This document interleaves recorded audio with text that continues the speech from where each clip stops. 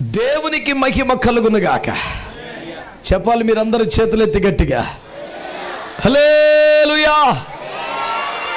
ప్రభునందు మిక్కిలి ప్రియమైన దేవుని ప్రజలరా, ఈ ప్రాముఖ్యమైన సమయంలో దేవుని వాక్యంలో నుంచి కొన్ని సంగతులు మీతో ముచ్చటించడానికి ప్రభువు తన శక్తిని కృపను అనుగ్రహించాలని నేను ఆశిస్తున్నాను. మిమ్మల్ని అందరినీ చూడడం చాలా సంతోషకరం. మిక్కిలి ప్రయాసతో, శ్రద్ధతో, దైవీకమైన బాధ్యతతో ఈ కార్యక్రమాలు ఏర్పాటు చేసినటువంటి స్థానిక సంఘానికి, ముఖ్యంగా దైవ సేవకులు పాస్టర్ జోసెఫ్ గారికి ప్రత్యేకమైనటువంటి వందనాలు, అభినందనలు తెలియజేస్తున్నాను. Thank you so much for inviting me and I do appreciate you for this great initiative for the benefit of God's people in this area. ప్రత్యేకంగా అంకుల్ని బట్టి చాలా స్తుతిస్తున్నాను. It's amazing surprise and sweet surprise to see you after many years. It's really what a sweet surprise. I couldn't even believe myself. మాకు అత్యంత ప్రియమైన uncle Stevenson గారిని చూడడం చాలా సంతోషం. కూర్చుని మాట్లాడదామని అనుకున్నాను, కానీ మీరందరూ మళ్ళీ కాస్త కూర్చొని చూడడానికి ఇబ్బంది పడి ఇట్ట చూడాల్సి వస్తుందేమో మనస్ఫూర్తిగా కిచ్చుల్లో కూర్చోకుండా నేను నిలబడ్డాను. ఈ రోజుకి కాస్త త్వరగా తెగ్గొట్టే ప్రయత్నం చేస్తాను. రేపొద్దున త్వరగా వచ్చి ఈ పూట టైం అయిందాక విస్తారంగా మాట్లాడాలనుకుంటున్నాను ప్రభు చిత్తం అయితే. మరి పౌలు గారు అంటారు కదా, తాను మరునాడు వెళ్ళనియుండి అర్ధరాత్రి వరకు విస్తరించి మాట్లాడాను అని. కనుక ఆ వాక్యం రేపు నెరవేరుద్దాం. ఈ పూట కాస్త త్వరగా బయటపడే ప్రయత్నం చేయాలి. నాతో కలిసి మీరందరూ స్వరమెత్తి ఒక మాట అందాము ప్రభుతో. నీవు పలికితే నాకు మేలయ్యా ఈ దర్శనమే. చక్కగా నాతో కలిసి పలవైపోయి పావుగంట అయింది, ఇంకా టవల్ తీస్తున్నాం ఇప్పుడు.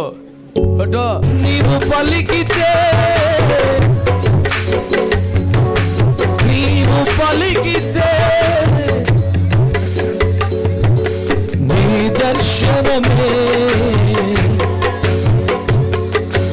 నీ దర్శనమే. మనతో మాట్లాడబోతున్న ప్రభుకి నోరారో స్తోత్రం చెప్తూ గట్టిగా చప్పట్లు కొట్టు. ఒకసారి నోటితో స్తుతులు చెప్తూ చప్పట్లు కొట్టాలి, నోరు మూసుకొని కాదు, స్తోత్రం చెబుతూ కొట్టు. Come on, people of God, make a joyful noise unto the Lord. Amen. Right. ఇక నా వైపు చూస్తూ శ్రద్ధగా దేవుని మాటలు వినండి. మీలో మీరు మాట్లాడుకోవటం కానీ, కదలటం కానీ, తిరగటం కానీ చేయొద్దు. ఈ సభలో ఉన్నవారికి కానీ, ఆయా చోట్ల ఉండి వినగలుగుతున్న వారందరికీ ప్రభుని పేరట శుభాలు, వందనాలు తెలియచేస్తూ ఒక ప్రాముఖ్యమైన సత్యాన్ని మీకు ప్రకటిస్తున్నాను. బిడ్డలారా, ఈ ప్రపంచమంతా మాయా ప్రపంచమని, అబద్ధాల నిలయమని, అంతా మిథ్య అని వేదాంతులందరూ మాట్లాడుతున్నారు. మహా వేదాంతుల దగ్గరికి వెళితే వాళ్ళు చెప్పే సత్యం ఏమిటంటే అంతా అబద్ధమని. One of the pettiest truth in this world, saying everything is lie.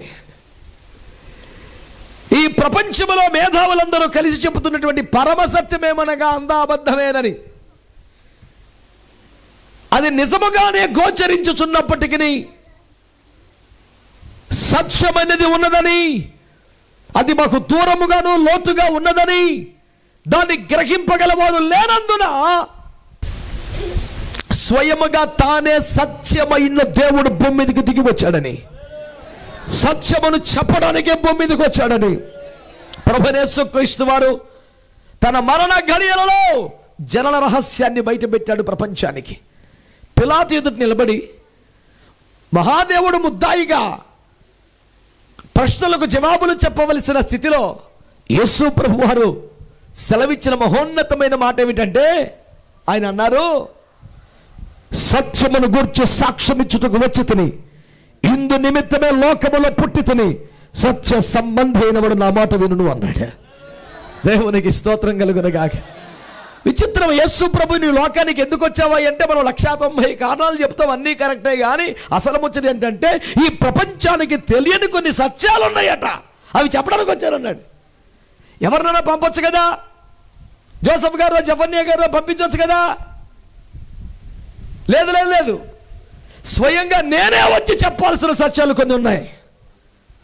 ఒక మాస్టర్గా ఇంకెవరినైనా పంపితే ఈ అబద్ధాల లోకం సత్యం చెప్పనివ్వదు, విననివ్వదు.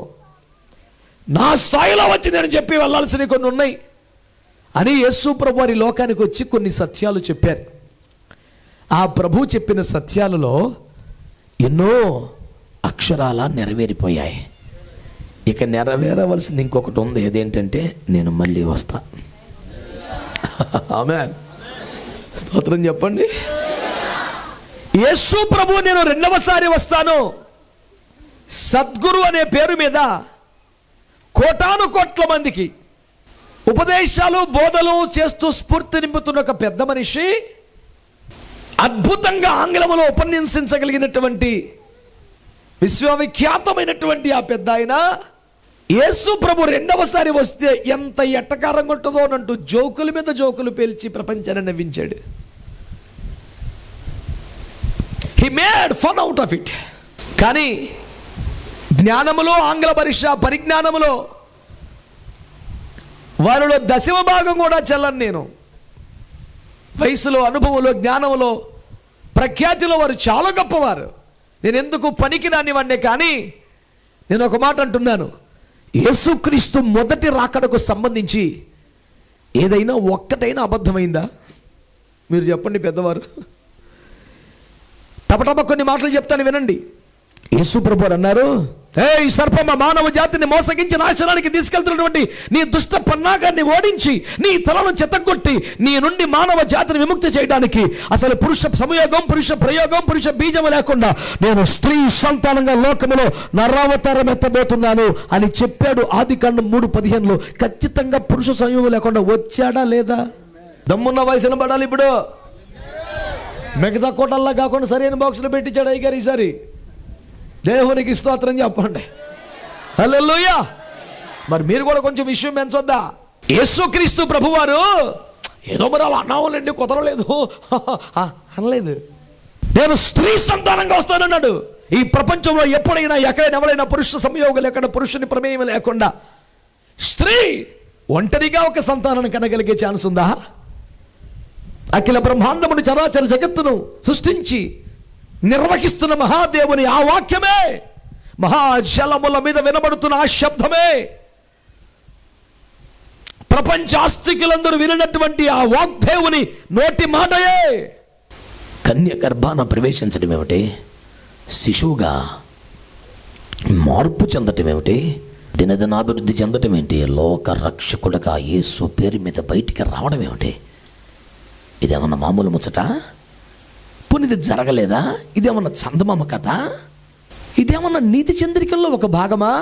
కాల చక్రానికి ఇరుసగా మారి చరిత్రను తిర్రగ రాసి ప్రపంచం 2 ముక్కలుగా చేసి ప్రపంచ మేధావులు, గొప్ప గొప్ప వాళ్ళు, క్రీస్తును తీవ్రంగా వ్యతిరేకించే వాళ్ళు సహా అయితే క్రీస్తు పూర్వమో క్రీస్తు శకమో అని చెప్పడం తప్ప మరొక దిక్కు లేకుండా చరిత్రను మార్చేసినటువంటి శక పురుషుడు, చరిత్ర పురుషుడు ప్రభువు యేసుక్రీస్తు వారు.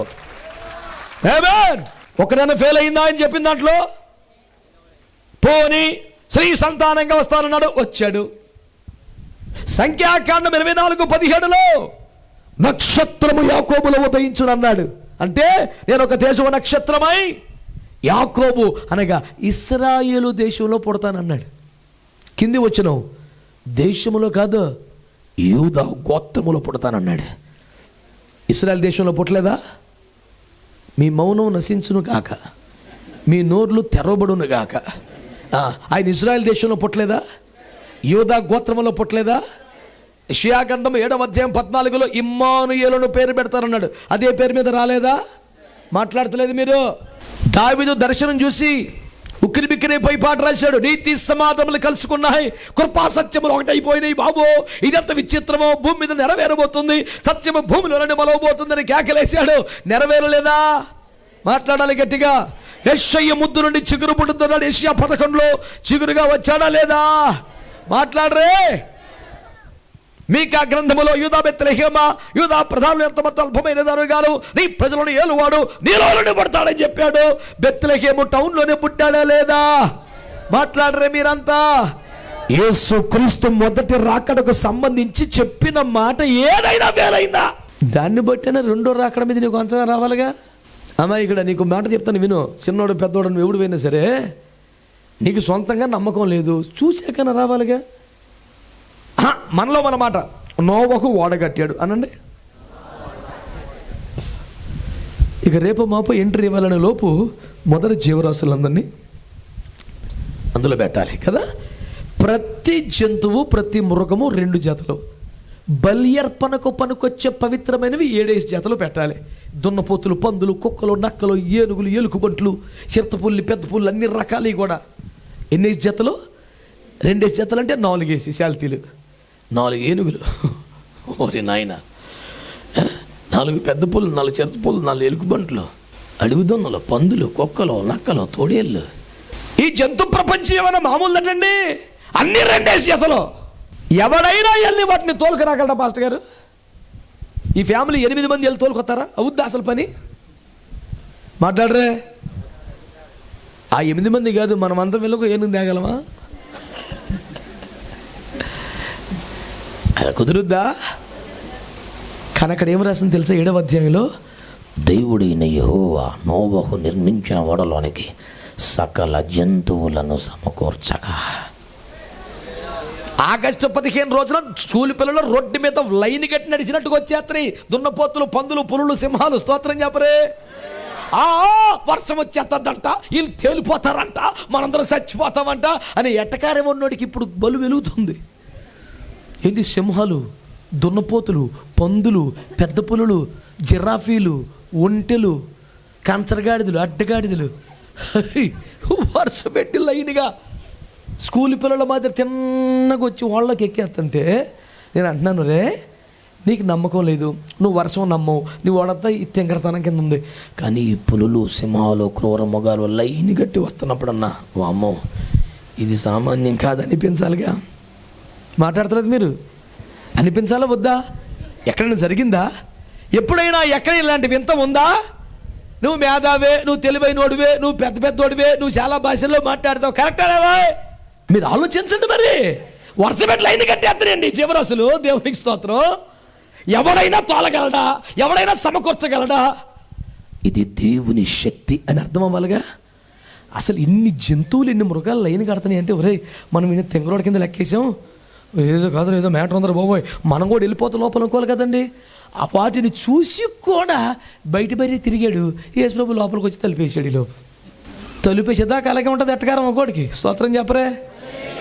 ఆ తలుపు వెయ్య క్రితమే లోకమంతటి మీదకి రాబోతున్న మహాప్రళయం నుంచి కొందరినైనా కాపాడాలని దేవుని ప్రేమ ఈ దైవజనుడు కష్టపడి ఈ కూటమి ఏర్పాటు చేశాడు. ఈ రాత్రి ఎట్టకారం ఆడకుండా, పిచ్చి పిచ్చి మాటలు మాట్లాడకుండా, వ్యతిరేకమైన మాటలు మాట్లాడకుండా, సరదా పనులు చేయకుండా ఇప్పటికైనా ఓడ అనబడుతున్న దేవుని సంఘానికి రండి, దేవుని మందిరానికి రండి. లోకమంతటి మీదకి రాబోతున్న మహాభయంకర ప్రళయములను తప్పించుకొని యుగ యుగములు దేవునితో, దేవుని వద్ద దేవుని వలె మారిపోయి ఆనందంగా గడపండి. ఇదే బైబిల్ చెప్పే సువార్త. చేతులెత్తి స్తోత్రం చెప్పండి. చెప్పాలి గట్టిగా. హల్లెలూయా. నాకన్నా సుదీర్ఘంగా స్తోత్రం చెప్పేవాడు లేడా సభలో?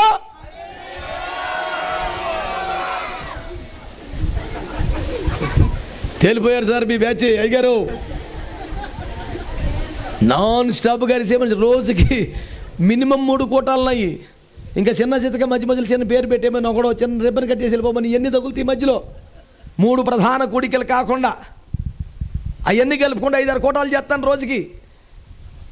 ఇప్పటికి 27 సంవత్సరాలు.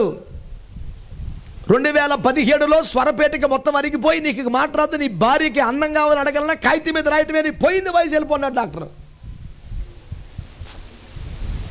ఇంక స్వరమే లేకుండా తింటాకెళ్ళాడు. నాకెందుకు, నాకు వద్దు, నేను తీసుకెళ్ళిపోను ఉపవాసం ప్రార్థన చేశాను. యేసుప్రభు మాట్లాడే ఛాన్స్ ఉంటే ఉంచు, లేకపోతే అక్కడ తీసుకెళ్ళిపోయి ఊరక తింటాం ఎందుకు వద్దా అని గోల పెడితే యేసుప్రభు మళ్ళీ కొన్నాళ్ళు ఛాన్స్ ఇచ్చినట్టు ఉన్నాడు. మళ్ళీ చెలరైపోతున్నాను. దేవుని స్తోత్రం.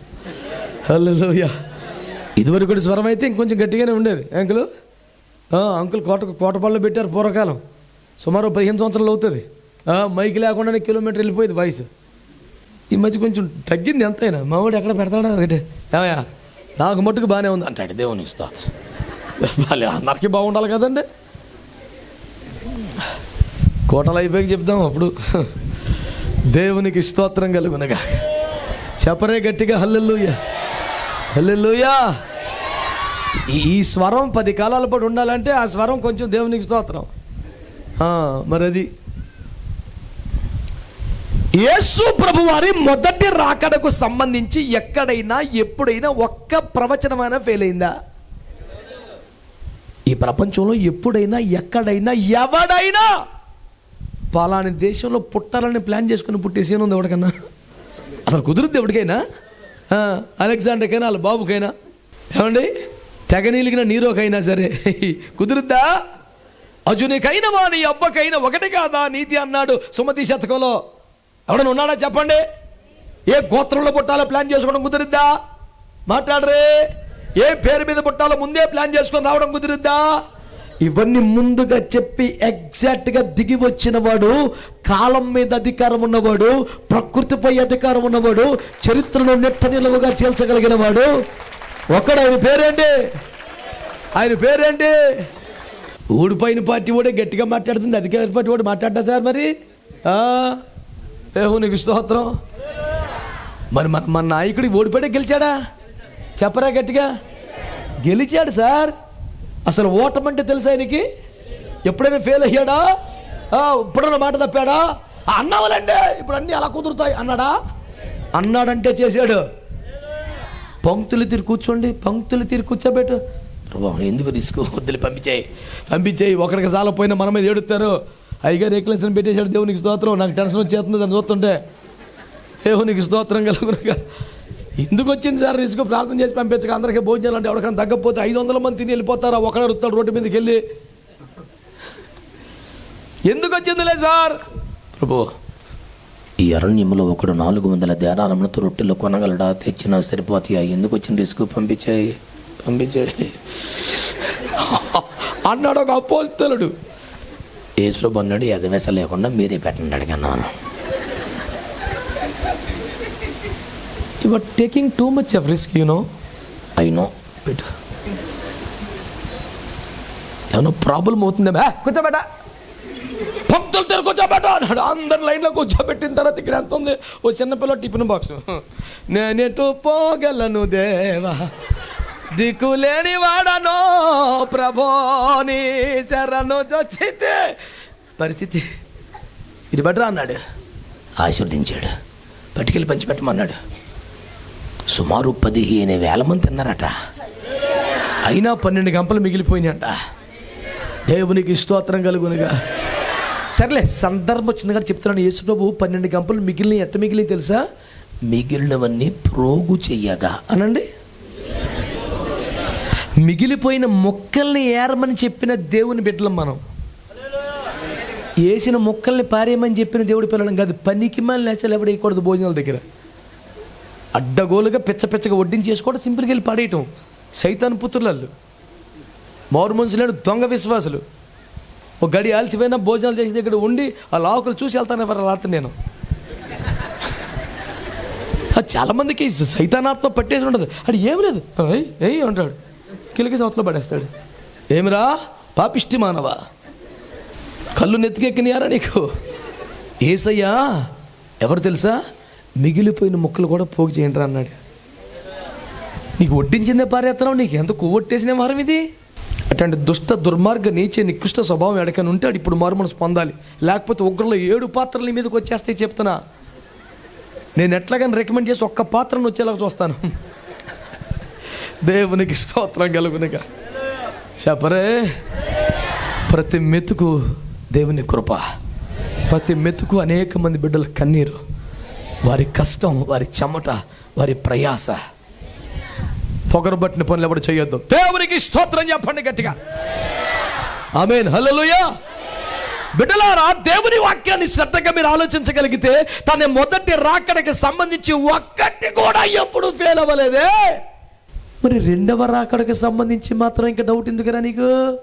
పోని ఇంకో మొక్క చెప్తాను. రెండవ రాకడకు ముందు ఏమేమి జరుగుతాయి గుర్తులుగా, సూచనలుగా అని చెప్పాడు. అవన్నీ జరిగినాయా లేదా? సప్పగా చెప్తాను. ఈ బారికేట్లు కట్టారు కానీ ఈ బాడికి మీదకి వచ్చేతను సప్పగా కూడా. దేవునికి స్తోత్రం. పవర్ఫుల్గా ఉండాలి క్రిస్టియన్ వాయిస్ అంటే. మరి అవునన్నట్టుగా అనిపిస్తోందండి. అదేమిటది? ఉదాహరణ చెప్తాను. నేను మళ్ళీ వస్తాను, బెంగెట్టుకోకండి రా బాయ్ అన్నాడు యేసుప్రభు. నాకు ఏదైనా కొంచెం గుర్తులు చెప్పి టెన్షన్ చేస్తున్నాడు మనోడు. కొన్ని గుర్తులు చెప్తానన్నాడు. మనకి రాకడనగానే కరువులు, యుద్ధాలు, భూకంపాలు, ఇదే కరువులు, యుద్ధాలు, ఇప్పుడు ఇదే. అబ్రాహం దినంలో కూడా యుద్ధం వచ్చింది, కరువు వచ్చింది కదా. ఎప్పుడు కరువు కనపడితే రాకడ చేద్దాము. ఉక్రెయిన్ యుద్ధం రాకడ చేద్దాము. ఎక్కడ చిన్న బాంబుకి అయిపోయి తీడికి ఆ రోజు ప్రార్థన చేస్తాడు, ప్రభువా నీ రాజ్యంలో చేర్చుకును. ఎందుకంటే సిలువ మీద దొంగ కూడా కదా వీడు. టెన్షన్ వచ్చినప్పుడల్లా ప్రార్థన చేస్తాడు వీడు. ఆడు సిలువ మీద దొంగ, వీడు మన చర్చిలో దొంగ. వీడికి చిన్న భయం వచ్చిందంటే, తండ్రి హల్లెలూయా నన్ను జ్ఞాపకం చేసుకుని ఆయన. యేసు ప్రభు వారు చెప్పిన మాటలో ఏదన్నా ఒక్కటి మీకు చెప్తాను సూచనల్లో. నేను వచ్చే ముందు కొన్ని కాస్ట్లీ చెప్పాడు. అమాయకం, కరువులు, యుద్ధాలు, భూకంపాలు కాదు, వినండి. సూర్యుడు నలుపు అవుతాడు, చంద్రుడు ఎరిపెక్కుతాడు అన్నాడు. పక్క నవ్వారు. ఇదిరా బాబురే, వినండిరా. సూర్యుడు అంట నలుపు వచ్చేస్తాడంట, చంద్రుడు ఎరిపెక్కేస్తాడంట. ఇలా ఉంటాయి బైబిల్లో మాటలన్నీ అన్నారు. మరి first blood moon, second blood moon, third blood moon, fourth blood moon అనుకంటే పేపర్లో రాసేసావారా నువ్వు? దాని మీద సైన్స్ జర్నల్స్ ప్రకటించారుగా, దాని మీద పిహెచ్డీలు కొట్టేశారుగా, దాని మీద పెద్ద పెద్ద నోబెల్ సంపాదించేశారుగా. చంద్రుడు ఎరుపెక్కినాడని, ఒక ఎర్రటి మచ్చ చంద్రుల్లో స్ప్రెడ్ అవుతుందని, కొంతకాలానికి చంద్రుడంతా ఎరుపుగా మారిపోతాడని ఆందోళన పడినది క్రైస్తవులా లేక శాస్త్రవేత్తలా? నాసా శాస్త్రవేత్తలు తీసినటువంటి టెలిస్కోపుల్లో కనపడిన బొమ్మలు కాదట్రా అవి. యేసు చెప్పినది ఒక్కటైనా మిస్ అయిందా? నేను రెండవసారి లోకానికి మళ్ళీ వస్తానని చెప్తే, ఎలా ప్రభా మా గుర్తుపట్టడానికి ఏమని చెప్పంటే, నేను రాకముందు సూర్యుడు నలుపు అవుతాడు, చంద్రుడు ఎరుపు అవుతాడు అన్నాడు. కొంతమంది ధైర్యం, సూర్యుడు చంద్రుడు ఎరిపెక్కుతాడా? ఇది జరగదు కాబట్టి ఈయన రాళ్ళని ఫిక్స్ అయిపోయాడు. మరి జరిగిందిగా. పోనీ ఇంకా సింపుల్గా చెప్తాను, పెద్ద అక్కర్లేదు. క్రయ విక్రయములు చేయు వాని మీద ఒకడికి అధికారం ఉంటుంది. ఆ ముద్ర ఉంటే తప్ప ఎవడు కొనలేడు, అమ్మలేడు, ఇలాంటి మాటలు చెప్పారు కదా. అంటే ముద్ర వలన పని అవుతుందా, డబ్బు వల్ల పని అవుతుందా అంటే ముద్ర అని చెప్పింది బైబిల్.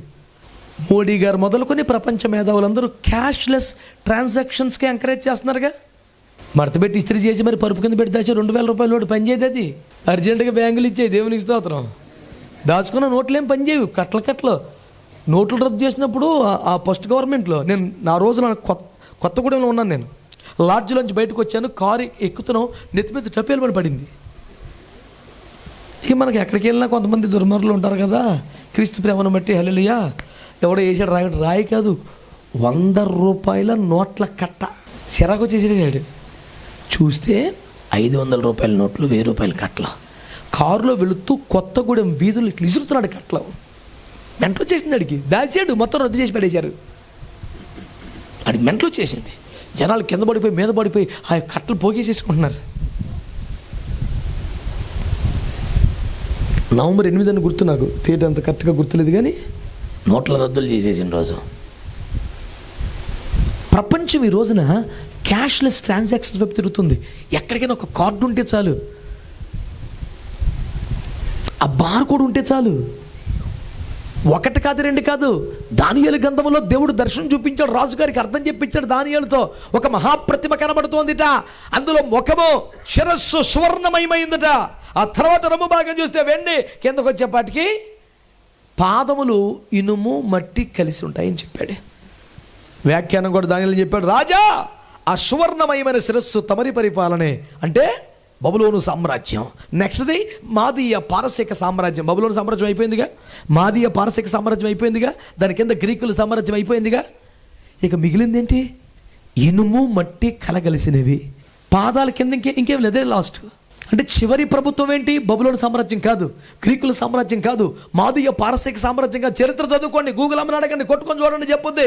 టైమింగ్స్ అన్ని డేట్లు వస్తాయి మీకు. ఇవన్నీ అయిపోయినాయి. లాస్ట్ ఏముంటుందంటే ఇనుము మట్టి కలగలిసినవి పచ్చి మీద కలుస్తాయి, ఎండిపోయిన తర్వాత వాటికి పొసగక అవి విడిపోతాయి అని రాశాడు కదా. అంటే ఏమిటవి? సంకీర్ణ ప్రభుత్వాలు వస్తాయని ఆనాడు క్రీస్తు పూర్వం 600 సంవత్సరాలు చెప్పాడు యేసు ప్రభు. సంకీర్ణ ప్రభుత్వాలు అన్న పదం ప్రపంచానికి తెలియదు. క్రీస్తు పూర్వం యేసు మొదటి రాకముందే రెండవ రాక టైంలో ఏమొస్తుందో చెప్పాడు. హలో, ఏం చెప్పాడు?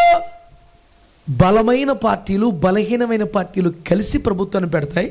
ఫస్ట్లో బాగానే ఉంటే కొంతకాలానికి పోసకక సెట్టవకి ఇడిపోతారు. ఐకే గుజరాత్ ఎందుకు పోయింది? చంద్రశేఖర్ గవర్నమెంట్ ఎందుకు పోయింది? విపి సింగ్ గవర్నమెంట్ ఎందుకు పోయింది? దేవగౌడ గవర్నమెంట్ ఎందుకు పోయింది? సంకీర్ణ ప్రభుత్వాలు లోకలోకలు. మరి ఇన్ని దెబ్బలు తిన్నా కూడా సంకీర్ణ ప్రభుత్వాలు ఇంకెందుకు రద్దు చేయొచ్చుగా? మోడీ గారికి ఏ పార్టీ అవసరం లేనంత అఖండమైన అద్భుతమైన బేభత్సమైన మెజారిటీ వచ్చింది. అయినా సంకీర్ణ ధర్మం పాటిస్తూ 3 సీట్లు ఉన్నవాడు కూడా క్యాబినెట్ పోస్ట్ ఇచ్చాడు.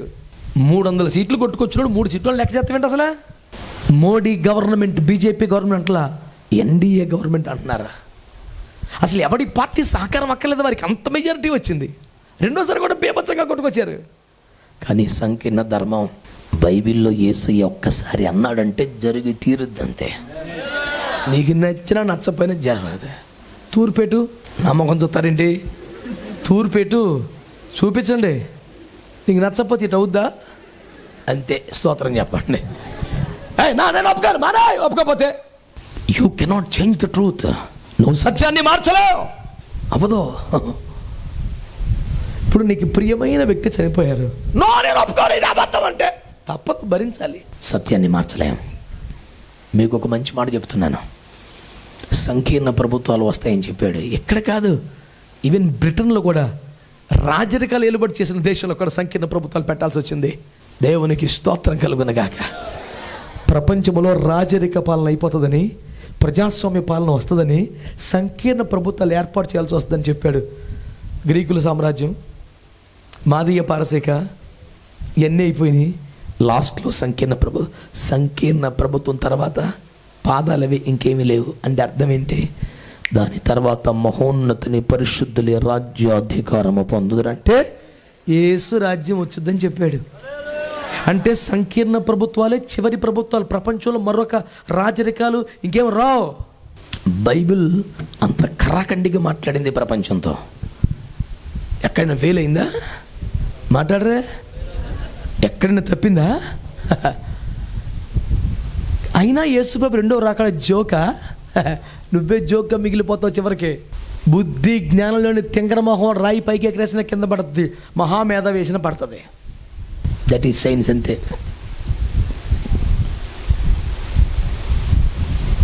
లా ఆఫ్ గ్రావిటీ ఫోర్స్ ఉంటుంది, గురుత్వాకర్షణ శక్తి ఉంటుంది. పైకి రాయి ఎగరేస్తే కింద పడుద్ది అని తెలియని తింగరమోహం ఎగరేసిన పడుద్ది. సర్ ఐజాక్ న్యూటన్ వేసిన పడుద్ది. Because it is a fact, you cannot simply deny that. అది వాస్తవం, సత్యం, దాన్ని మార్చలేవు, కాదనలేవు. ఏ దేశం వెళ్ళా 2 రెళ్ళు 4 యేసు రక్తమే జయం. స్తోత్రం. మీరు చెప్పినా చెప్పపోయింది ఇది సత్యం. ఇప్పుడు కంగారు పడి చెప్తాం కాదు, రెడీగా ఉండాలి. దేవునికి స్తోత్రం. యేసు రాజుగా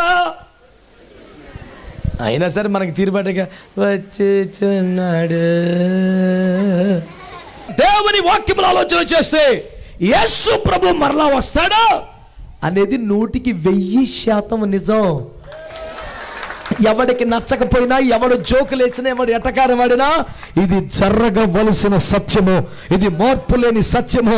సృష్టి సిద్ధపడుతూ ఉంది, ప్రభుత్వాలు సిద్ధపడుతున్నాయి, యంత్రాంగాలు మారిపోతున్నాయి, ప్రకృతి మహావేంద్రముతో లయమైపోయే దగ్గరికి వస్తుంది, అన్నిటి అంతము సమీపించింది.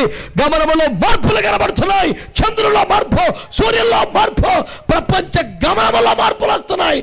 నువ్వు ఒక్కడ మారితే సరిపోద్దాక వచ్చేస్తున్నాడు ప్రభు. అయితే ఏదేని తోటలోకి వచ్చేసాడు అనండి. ఏదేని తోటలోకి వచ్చేస్తే ఆదాము హవ్వలు ఆయనకి ఎదుర్కొన్నారా? ఎదురుపడ్డారా? వెల్కమ్ డాడ్, వావ్ అంటూ పరిగెత్తుకొచ్చి ఆయన కవిగిట వచ్చారా? లేదా. చూసి చూసి చూసి ఆదామా నీవెక్కడా అని అడిగాడు ప్రభా. అడిగితే 1 సెకండ్ లేట్ అవ్వకుండా రిప్లై వచ్చింది. సార్ దేవునికి స్తోత్రం. హల్లెలూయా చెప్పరు. మనోడు మంచి చెట్టు ఒకటి చూసుకున్నాడు, వెనకాల చేరాడు. దేవునికి స్తోత్రం. ఆదామా నీవెక్కడా అన్నాడు. అంటే అతని జవాబు ఏంటి చెప్పండి? తోటలో సంచరించుచున్న నీ స్వరమును వినప్పుడు నేను దిగంబరిగా ఉంటిని కనుక నీకు భయపడి దాక్కొంటిని. ఇప్పుడు నా ప్రశ్న, దేవుడు తోటలోనికి వస్తాడని ఆదాము హవ్వలకు ముందే తెలుసా? సడన్గా ఎంట్రీ ఇచ్చినందుకు కంగు తిన్నారా? మాట్లాడాలి. తెలియబట్టేగా ఈ ఆకులు ఈ తిప్పలని. అమ్మో సిగ్గుపోయింది కదే, తినదాన్ని వండక నాకు కూడా పెట్టావు. ఇద్దరం కలిసి సర్వనాశనం అయిపోయింది పరిస్థితి. ఇప్పుడు తోట మొత్తం తిరిగితే పెద్ద పెద్ద ఆకులు అంజూరపు చెట్టుకే ఉన్నాయి. ఇక దాన్ని కాంట్రాక్ట్ తీసుకున్నారు వీళ్ళు. ప్రతి పొద్దున్న ప్రతి రాత్రి ప్రార్థన తెల్లారికి ఇంకో 4 ఆకులు కాయాలి ప్రభా, అప్పుడే ఆకులు అయిపోతున్నాయి తండ్రి దేవుని స్తోత్రం. ఇలా టెన్షను, నాకు ఆశ్చర్యం ఆనందం వింత అనిపిస్తుంది. అప్పటిదాకా పరిస్థితి ఎన్నానా, ఏ కాయ కోసుకుందామా, ఏ పండు తిందాం. ఇప్పుడు కాయలు పళ్ళు లేవు, ఆకులే పొద్దున్న ఎత్తి చేసావు. వద్దన్న పని చేస్తే బతుకలా గెడుతుంది. ఎంత పెద్ద ఏదోని తోటలో కోరుకున్న పండు తిని దర్జాగా బతికే జీవితం అండి ఇది. కొరత అన్న పాయింట్ లేదు. ఇప్పుడు కాయలన్నీ అలాగే రాలిపోతున్నాయి, ఎవడు తింటలేదు. ఎందుకంటే టెన్షన్ అన్నది దేని మీద ఉంది ఇప్పుడు? ఆకులు.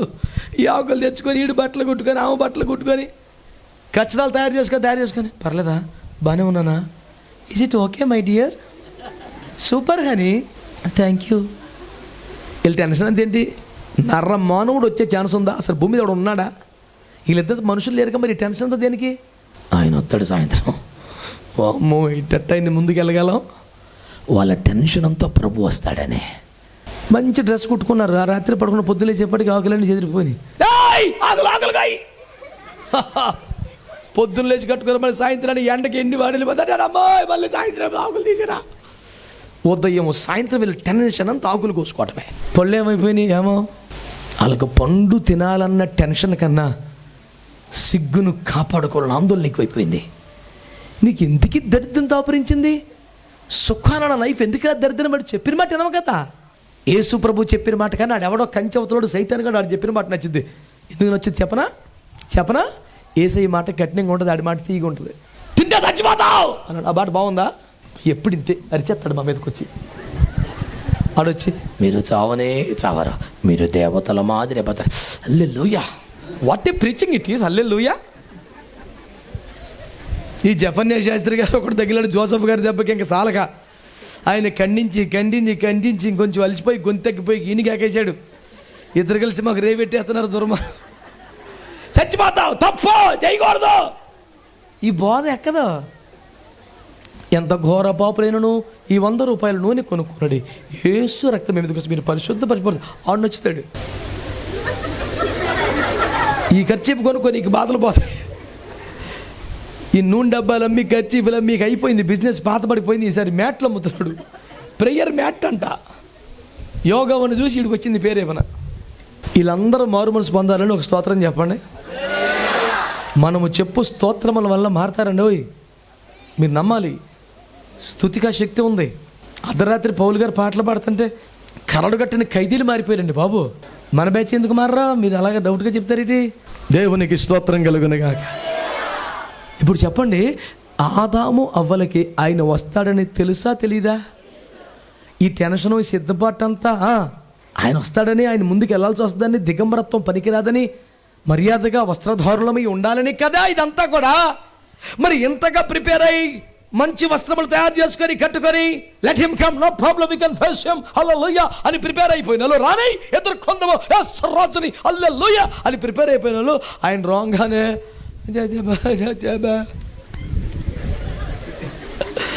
అయ్యో అయ్యో వీడి జీవితానికి శోక కీర్తనం తప్ప స్తుతి కీర్తనం లేదు. ఇప్పుడు కళ్యాణ రాగాలు ఆనంద బరువులు మర్చిపోయాడు. శివరంజన్ ఒకటే మిగిలింది వీడికి. షడ్డానికి కలిగిపోయాడు. నీకు దండం పెడతాను అయ్యో నేను రానయ్యో. ఎక్కడా కానీ రాను. దేవునికి స్తోత్రం. What is your problem my dear son అంటాడు. తోటలో సంచరించుచున్నప్పుడు నీ స్వరం విన్నాను కానీ నేను దిగంబరిని. దిగంబరి ఏంటే? బట్టలు కుట్టుకున్నావు కదా. కుట్టుకున్నావులండి.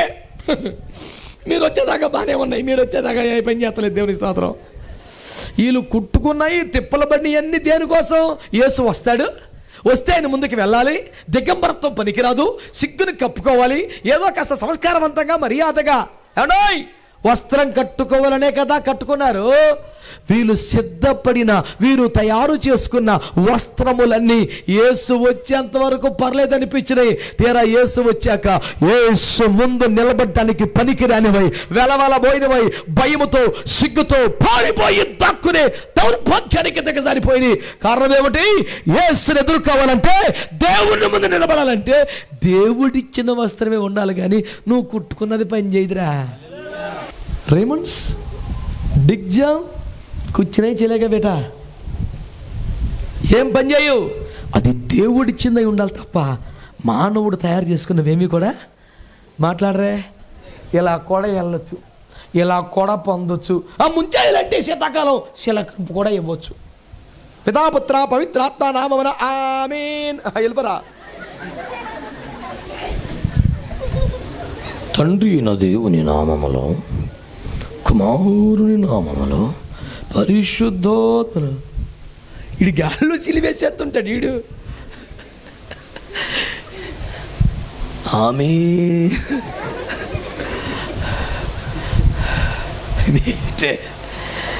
రే ఈ బట్టలు పని చేయు. యేసు వచ్చేదాకా ఈ సిద్ధాంతాలన్నీ చలమనవుతాయి. చిలకరింపు కరెక్టే, నెత్తి మీద బైబిలు కరెక్టే, ఎడారులో ఇసుక కరెక్టే, జెండా కింద ప్రమాణం కరెక్టే, ప్రతిదీ నేను కానీ దిగొస్తే ఈ బగిలిపోద్ది ఒక నా సంగతి తెలియదు. జోసఫ్ గారిలాగా శాంతి పడుతున్నాను అనుకున్నావేంటి? రేవెట్టేస్తాను. దేవునికి స్తోత్రం. హల్లెలూయా. ప్రభు కృపలో నా చేతులు దెబ్బతిన్న వాళ్ళందరూ బాగా దీవించబడ్డారండి. హల్లెలూయా. మంచి మంచి పెద్ద పెద్ద ఆఫీసర్లు అయిపోయారు. ఒకటి చెత్త కొట్టి చిన్నప్పుడు వాళ్ళు మంచి మంచి స్థాయికి వచ్చేసారు. మీ అవిశ్వాసంతోనే వదిలేసింటున్నారు వాళ్ళని. ఇప్పుడు పెద్దగా పేరేపు నొత్తలేదులే. అర్థం చేసుకో. నీళ్ళతో అని ఉంది కదా సార్, అందుకని వీడు చిలకరింపించేస్తున్నాడు. నీళ్ళల్లో అని ఉందని అడు ముంచేస్తున్నాడు. తో అంటే ఒక సంఘం, లో అంటే ఒక సంఘం. ఏంటి దరిద్రం అసలు? నీ వాక్య సారాంశము సత్యం. 119, 160 ఏదో మొక్క పట్టుకొని వెళ్ళడతావేమిట్రా? కొంత ఇచ్చట, కొంత అచ్చట, పోగెత్తే వచ్చేది ముచ్చట. నువ్వు ఏదో ఒక మొక్క పట్టుకొని ఎడతావేట్రా? మరి మరి మనం చూసినట్లయితే పారే నీళ్ళలో అని ఉన్నది కదా బ్రదర్. మరి అసకాలం ఏం చేస్తాడు వీడు? బాప్తిస్మానికి ఒక సిద్ధాంతం ఉంది. రోమాపత్రిక 6:4-5 ఏంటది?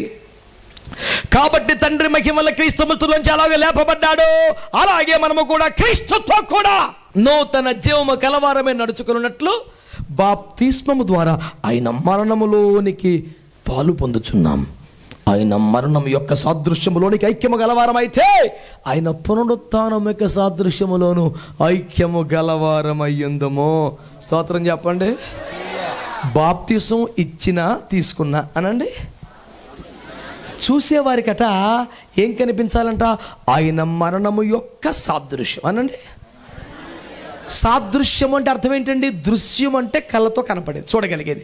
సాదృశ్యం అంటే కళ్ళతో కనిపించే ఇలాంటి దృశ్యం పలాని దాన్ని పోలి ఉంది, దాన్ని ఈ దృశ్యం అలా ఉందంటానికి సాదృశ్యం. ఈ సేమ్ అలాగే ఉందరా. సేమ్ ఎలా ఉండాలంట? బాప్తిసం ఇస్తే క్రీస్తు మరణం కనపడాలంట, క్రీస్తు పునరుద్ధానం కనపడాలి. చిలకలుపులో కనపడతాయా? ఎండా కింద ప్రమాణంలో కనపడతాయా? నెత్తి మీద బైబిల్లో కనపడతాయా? నువ్వు ఇలా గాల్లో సిలివేసేస్తే కనపడయా? నీళ్ళల్లో ముంచినప్పుడు ఆయన మరణం పాతిపెట్టం కనపడద్ది, తిరిగి తేల్చినప్పుడు ఆయన తిరిగి లేవటం కనపడద్ది. క్రీస్తు మరణము యొక్కయు పునరుత్థానము యొక్కయు సాదృశ్యములు కనబడుచున్న నీళ్ళల్లో ముంచి తేల్చిన విధానం ఒక్కటే బాప్తిస్మం. అలా పొందితేనే నువ్వు రక్షణ పొందినట్టు, రక్షణ అను వస్త్రమును ధరించుకున్నట్లు. దేవునికి స్తోత్రం చెప్పండి. ఇలా కూడా చెయ్యొచ్చు, పెట్టుకొని ఇష్టం, కుట్టుకోగలను కుట్టుకుంటావు. నీవు తయారు చేసుకున్న పద్ధతిలో రక్షణ కుదరదు. దేవుడు ఇచ్చిన వస్త్రమే ధరించుకోవాలి. ఆమేనండి.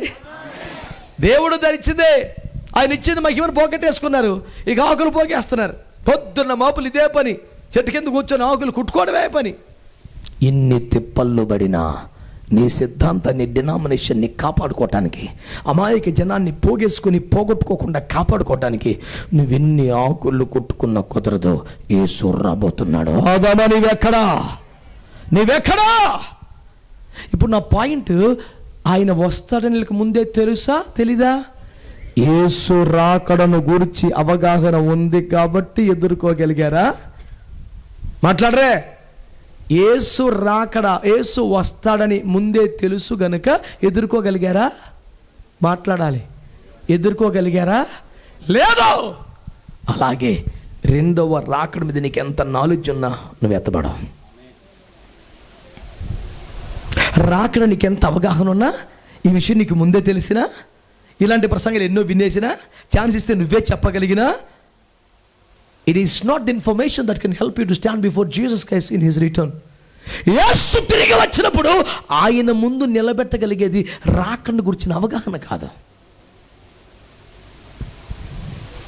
ఇన్ఫర్మేషన్ కాదు, నాలెడ్జ్ కాదు. ఆయన ఎదుట నిలబడగలిగిన ఒక సిద్ధపాటు నీకు కావాలి. అందుకనే రాకడ సిద్ధపాటు సభలని ఏర్పాటు చేశాం. స్తోత్రం చెప్పరే. హల్లెలూయా, హల్లెలూయా. నీకు ఎంత ఇన్ఫర్మేషన్ ఉందో, నీకు ఎంత నాలెడ్జ్ ఉందో అవసరం అండి. నీకు సబ్జెక్ట్ బాగా వచ్చు కానీ పేపర్ మీద రాయలేదు, ఏం ఉపయోగం? ఫెయిల్ అయిపోయినట్టే కదా.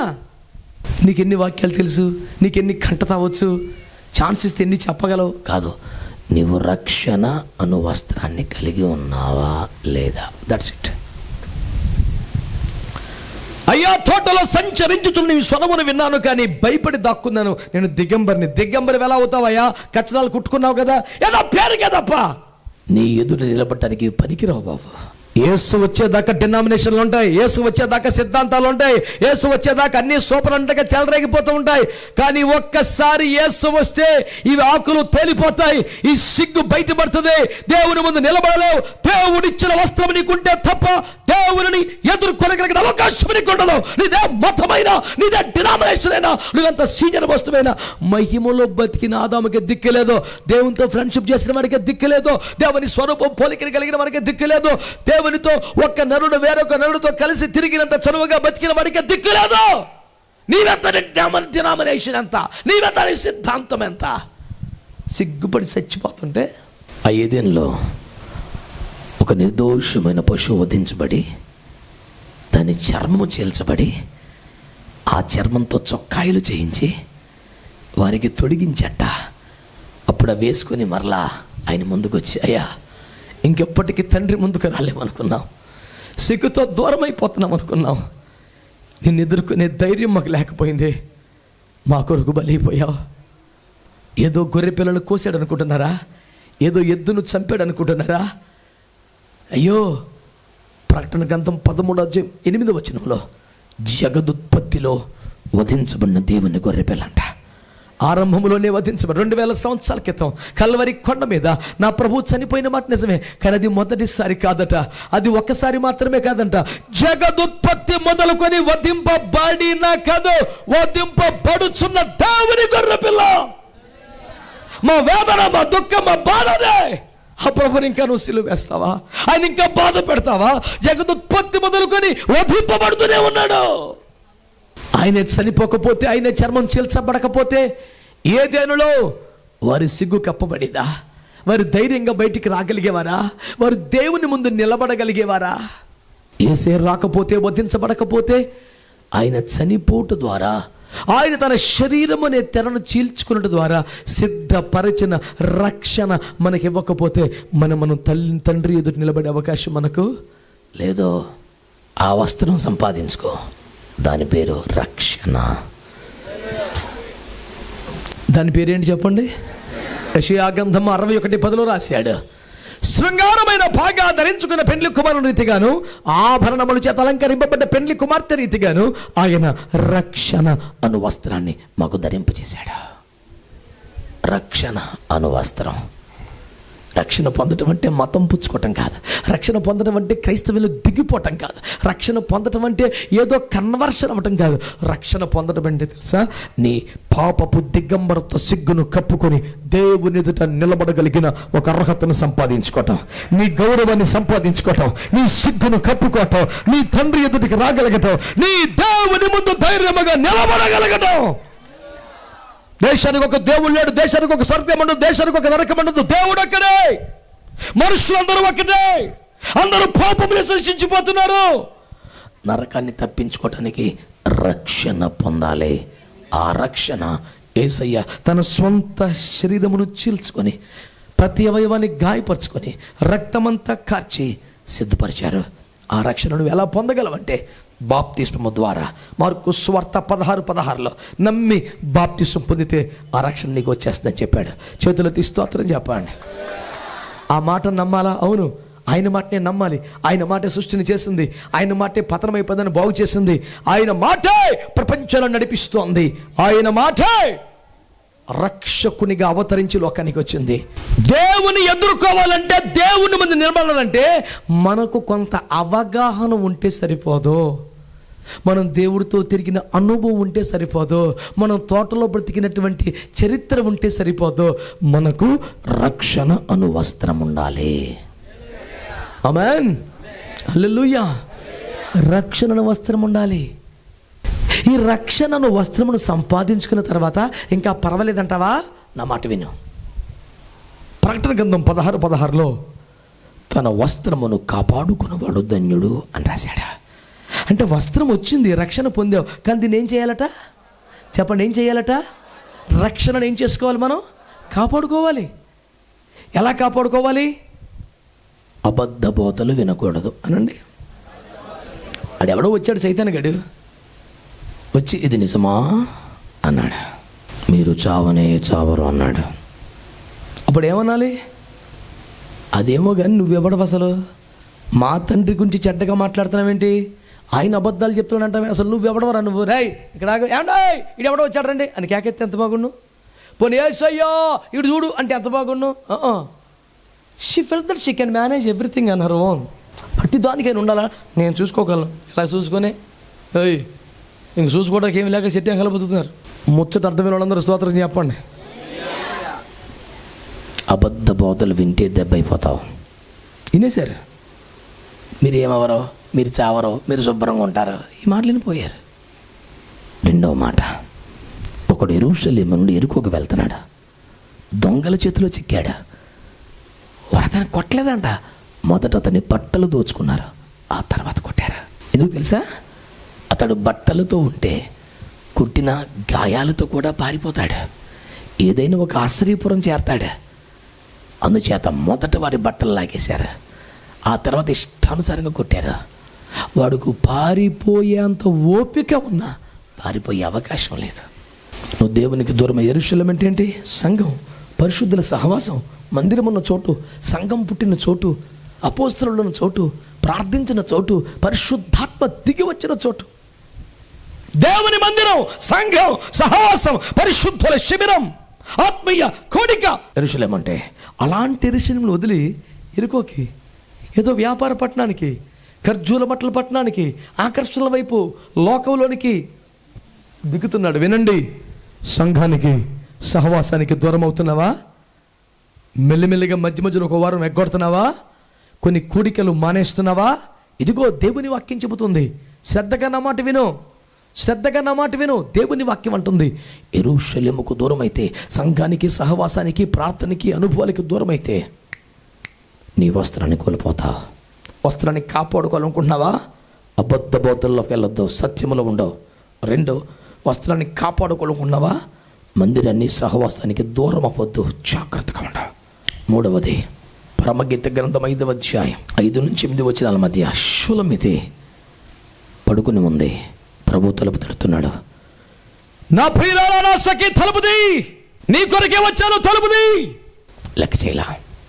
తలుపు కొట్టి కొట్టి కొట్టి, అమ్మా రాత్రి కురిసే మంచుకున్న తల తడిసిపోతుంది.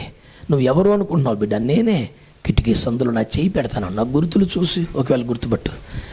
ఎన్ని చేసిన లొంగల ఏమిటట అంత పొగరు? విషయం ఏంటి తెలుసా? ఆమె వస్త్రం తీసేసిందంట. తీసేసి గడేసేసి దర్జాగా పడి పడుకొని చేతులకి ఏదో అత్తర పూసుకుందంట. అచ్చచట మాంసి గోపరస తైలం పూసుకుందంట. ఆయన ప్రభువుని గుర్తుపట్టింది. తలుపు తీయాలని ఉంది, కానీ తలుపు తీస్తే చేతులకున్న ఆ జటామాంసి గోపర తైలం గడిల మీద కారి వేస్ట్ అయిపోద్దని. ఆయన ప్రేమామయుడు కదా, దీర్ఘశాంతుడు కదా, ఓపిగ్గా ఉంటాళ్లే అని అలాగే టైంపాస్ చేసింది. మెల్లిగా ఎప్పుడుకో తీరుబడి చేసి సోకులు పడి ఈ సెంట్లు అత్తర్లు సోకులన్నీ తీసేసుకొని వస్త్రం ధరించుకొని మెల్లిగా బయటకు వచ్చేప్పటికని వెళ్ళిపోయాడు. దేవుని పిలుపు తలుపు కొట్టి కొట్టి కొట్టి వెళ్ళిపోయాడు. అప్పుడు వీధుల్లోకి వెళ్ళి, నా ప్రాణప్రియుడా, నా ప్రాణప్రియుడా, ఎక్కడికి వెళ్ళిపోయా? ఎవ్వరు కనబడతానని నా ప్రియుడు కనిపించాడా, నా ప్రియుడు కనిపించాడా అని రాత్రిపూట పిచ్చి దానిలో తిరుగుతుంది. పట్టణమును కావలి కాయవారు ఎదురుపడ్డారు. ఎవరి పిల్ల నువ్వు? అమ్మా, నా ప్రియుడు కనపడ్డాడండి, మీరన్నీ చెప్పండి అంటే వాళ్ళకి అర్థమైంది ఇప్పుడు ఈమెకు దిక్కెవరు లేరని, అనాథగా తిరుగుతుందని. ఆమెను పట్టుకున్నారు, కుట్టారు, ఆ పై వస్త్రం లాగేశారు. సిగ్గుగా భయంగా పారిపోతుంది. ఎందుకు నీ దౌర్భాగ్యం, ఎందుకు దరిద్రం, ఎందుకు వస్త్రాన్ని కోల్పోయావు? దేవుడే వచ్చి నీ తలుపు తడితే లోపడలేదే, నిన్ను పిలిస్తే లోపడలేదే. ఆయన పిలుపుకు లోపడకపోతే, ఆయన పిలుపుకు స్పందించకపోతే, సేవ కొరకో పరిచర్య కొరకో ఇంకో దానికోసమో దేవుని ఆత్మ, దేవుని వాక్యం, దైవ జనుడు నిన్ను సూటిగా పిలిచినప్పుడు అర్థమయ్యి కూడా నీకున్న బద్ధకాన్ని బట్టో, నీకున్న పనికి మళ్ళీ తెలివితేటలు బట్టో, నీకున్న లేనిపోని ఆశలను బట్టో, ఒకవేళ యేసు పిలుపుకు లోపడకపోతే, తలుపు తీయకపోతే జాగ్రత్త, నీ వస్త్రాన్ని కోల్పోతావు. అందుకనే ప్రకటన 16:16 చెప్తుంది, వస్త్రమును కాపాడుకునేవాడు ధన్యుడు. ఏదెన్లో ఉన్నవారే కాపాడుకోలేకపోయారు. యెరూషలేములో ఉన్నవాడే ఎరుకొక దిగి నాశనం అయిపోయి కాపాడుకోలేకపోయాడు. దేవునికి ప్రియురాలుగా బ్రతికి కూడా కాపాడుకోలేకపోయింది. ఈ రాత్రి నా మాట ఒకటే, వస్త్రము పొందుకొనుట అంటే రక్షణ పొందుట, వస్త్రమును కాపాడుకొనుట అంటే రక్షణను కాపాడుకొనుట. వస్త్రం లేకపోతే కుదరదు. లూకాసు వార్తలో 12లో ఒక పెండ్లి విందులో ఒకడు భోజనం కూర్చున్నాడు. తినేతనని సిగ్గు లేకుండా ఆయన వచ్చాడు. రాయ్, ఎదురా పెండ్లి వస్తా ఉన్నాడు. లేదండి, కాళ్ళు చేతులు కట్టి బయట పారేశారంట. అదే మనమైతే భోజనం చేస్తున్నామని ఏమని అంటామా? కనీసం కోప్పడకూడదు. అబ్బా భోజనం మీద ఏమనకండి, తిన్నామండి తర్వాత మాట్లాడదాం. కానీ దీర్ఘశాంతుడికి ఇచ్చిన అవకాశాలన్నీ అయిపోయినాయి. ఆయన అంటాడు, రాయ్, అన్ని కాళ్ళు చేతులు కట్టి బయటపడినరా, అక్కడ ఏడుపును పండ్లు కొరుకుతూ ఉంటాయి. ఎందుకంత కఠినమైన తీర్పు? పెండ్లి వస్త్రం లేకుండా రాకూడదు. రక్షణ వస్త్రం మాత్రమే కాదు, మరి ఒక వస్త్రం ఉంది, పెండ్లి వస్త్రం. నేను బాప్తిసం పొందేశానండి, ఇంకా నాకు ఢోకా లేదండి, కుదరదు. పెండ్లి వస్త్రం.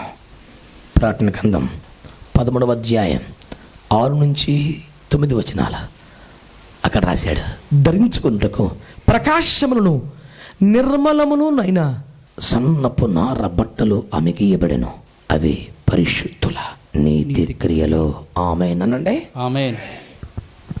గొర్రె పిల్ల వివాహ మహోత్సవ సమయం వచ్చున్నది. ఆయన భార్య తను అలంకరించుకున్నది.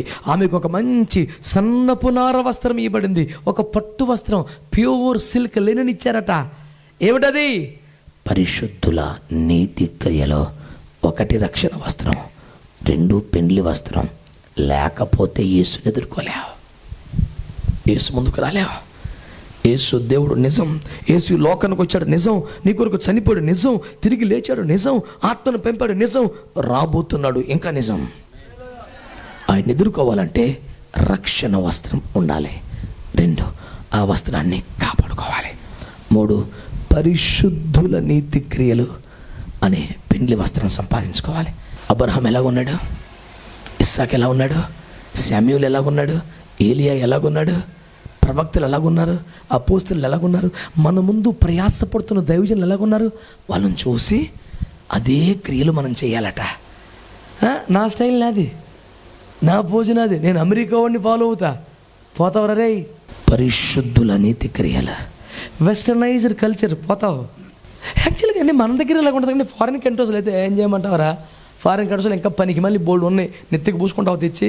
పరిశుద్ధుల నీతి క్రియలే మనకు పెండ్లి వస్త్రం అంట. మరి బైబిల్లో పరిశుద్ధపరచబడ్డవారు హెబ్రీ పత్రిక 11 లిస్ట్ ఉందిగా. హేబేలు, హనోకు, నోవహు, అబ్రాము, ఇస్సాకు, యాకోబు, మోషే, దానియేలు, షడ్రక్, మెషకు, న్యాయాధిపతులు, అపోస్తలుడు లిస్ట్ ఉందిగా. వీళ్ళ క్రియలు నీ దగ్గర ఉన్నాయా? అబ్రహాము యొక్క విశ్వాసం, ఇస్సాకు సమర్పణ, యాకోబు పెనుగులాట, సమూయేలు నిలకడ, ఏలియా రోషం, దావీదు పోరాటం, ఇర్మియా విలాపం, ఎహెజ్కేలు ప్రకటన, అపోస్తలుల యొక్క పరిచర్య ఉన్నాయా? అవే నీతి క్రియలు, అవే పెండ్లి వస్త్రం. నువ్వు అమెరికాని ఫాలో అయితే, టీవీలో ఎవరిని ఫాలో అయితే, పనికి మళ్ళా సోకులన్నీ అమ్ముకుంటే అవ్వదో. రక్షణ వస్త్రం ఉండాలి. రెండవది పెండ్లి వస్త్రం. అబ్రహాం మొదలుకున్న అపోస్తుల దాకా ఎవరు ఖరీదైన విలాసవంతమైన జీవితం జీవించలేదు, ఎవరు ఖరీదైన వస్త్రాలు ధరించలేదు, ఎవరు భూమి మీద సంపాదించుకునే ఆరాటపడలేదు. శాశ్వతమైన మహిమ కోసం ఇప్పుడు ఇక్కడ ఏదైనా వదులుకోవడానికి ఇష్టపడి సేవ చేశారు, పోగేసుకునే సేవ చేయలేదు. మా అంకుల్ చేతిలో రక్షణ పొందిన వాళ్ళు, బాప్తీసాలు పొందిన వాళ్ళు, పాస్టర్లు అయిపోయిన వాళ్ళు ఖరీదైన కార్లు వేసుకొని, ఖరీదైన సూట్లు వేసుకొని దర్జాగా లైఫ్ ఎలగబెడుతున్నారు. ఆయన ఇంకా అలాగే ఉన్నాడు. కొన్ని వేల మందికి బాప్తిస్మాలు ఇచ్చి, కొన్ని వందల మంది సేవకులను తయారు చేసి, ఇప్పటికీ ఈరోజు కూడా 2 వీలర్ వెళ్ళని భయంకరమైన కొండల్లోకి 45 ఇయర్స్ క్రితం వెళ్ళి యవ్వన కాలపు భార్యని బిడ్డల్ని సిటీలు వదిలిపెట్టి ఒంటరిగా ప్రయాసపడి కష్టాలు పడి సేవ అంటే ఏంటనుకుంటున్నారా? మేము ఎందుకు గౌరవిస్తాం? ఆరంభము నుండి సేవాక్రమం అదే. దేవుని కోసం, దేవుని రాజ్యం కోసం సుఖాలని, వ్యక్తిగతాలని వదిలేసుకోవటం, చంపేసుకోవటమే కదా సేవ అంటే. ఇది పరిశుద్ధుల నీతి క్రియ. అదే నీకు పెండ్లి వస్త్రం. యేసు వస్తున్నాడు. ఈ ఇన్ఫర్మేషన్ తెలిస్తే చాలదా? ఎదుర్కొనగలిగిన సిద్ధపాటు ఉండాలి. సార్ మమ్మల్ని దేంతో సిద్ధపడమంటారు? రక్షణ వస్త్రం, 2 పెండ్లి వస్త్రం, ఈ 2 ఉండాలి. ఒక రక్షణ వస్త్రం ఉంటేనే సరిపోదు. పెళ్లి రక్షణ వస్త్రం ఉంది కదా అని తినేతలు ఒకడు వచ్చి, రే ఈ పెళ్లి వస్త్రం ఏదైనా అంటే, లేదు, ఎత్తి బయట పరిశారు. మారు మనసు పొంది, బాప్తిస్మాన్ని పొంది, అబద్ధ బోధలు వినకుండా, సహవాసంలో జాగ్రత్తగా ఉంటూ, దేవుని పిలుపుకు లోబడితే నీ రక్షణ వస్త్రం కాపాడుకుంటావు. దీనికి అదనం పరిశుద్ధుల నీతి క్రియలను పాటించాలి. మీకు మాదిరిగా మీకున్న దైవజనులను చూడండి, మీకు కనబడుతూ ఉపదేశిస్తున్న సేవకులను చూడండి, వారి ప్రవర్తన ఫలంను అనుసరించండి. జాగ్రత్తగా పెండ్లి వస్త్రాన్ని సంపాదించుకోండి. యేసు వస్తున్నాడు. సిద్ధపడడం అంటే పాటలు పాడటం, ప్రార్థన చేయటం, డబ్బులు ఇవ్వటం కాదు. సిద్ధపడటం అంటే రక్షణ పొందటం, రక్షణ కాపాడుకోవటం. పెండ్లి వస్త్రం అనే పరిశుద్ధుల నీతి క్రియలను సంపాదించుకోవటం. నీవు సిద్ధంగా ఉన్నావా? వాటిని సంపాదించుకునే ఆకలి ఇప్పటికైనా బయలుదేరిందా? కాలాన్ని వ్యర్థం చేయటం మారుతావా? నీ అనుభవం, నీ తెలివి, నీ సామర్థ్యం పనికిరావని నీకు అర్థమైందా? ఈ వస్త్రం ఉంటే తప్ప యేసు ముందు నిలబడలేవు అనే సత్యం నీకు అర్థమైందా? ఇప్పటికైనా మారు మనసు పొందవు. బాప్తిస్మాలు పొందకపోతే నేడా రక్షణ దినం, ఆలస్యించకుండా బాప్తిస్మాన్ని పొందవు. బాప్తిస్మాన్ని పొందిన వాడివైతే రక్షణను కాపాడుకో. సహవాసంలో కుదురుగా ఉండవు. అబద్ధ బోధల జోలికి వెళ్ళకో. ప్రతి చెత్త వినడం అలవాటు చేసుకోవద్దు. యూట్యూబ్లో తేరగా వస్తుందని ప్రతి పరికి బల్లె బోధ వినొద్దు. అమ్మ చేతి వంట ఆరోగ్యంలాగా సంఘ కాపరి బోధ నీకు మేలు. చెదిరిపోయి పిచ్చి పిచ్చి మాటలు వినొద్దు. దేవుని పిలుపుకు లోబడు. దేవుని వాక్యం ద్వారా దేవుడు మాట్లాడితే లోబడు. నీ హృదయాన్ని తెరువు, తలుపులు తెరువు. మొండిగా ఉండకో, నష్టపోతావు. చివరిగా పరిశుద్ధుల నీతి క్రియలు అనే పెండ్లి వస్త్రం కూడా సంపాదించుకో. ఈ 2 వస్త్రాలను సంపాదించుకుంటేనే యేసు ముందు నిలబడతావు. అదే నీకు కావలసిన సిద్ధపాటు.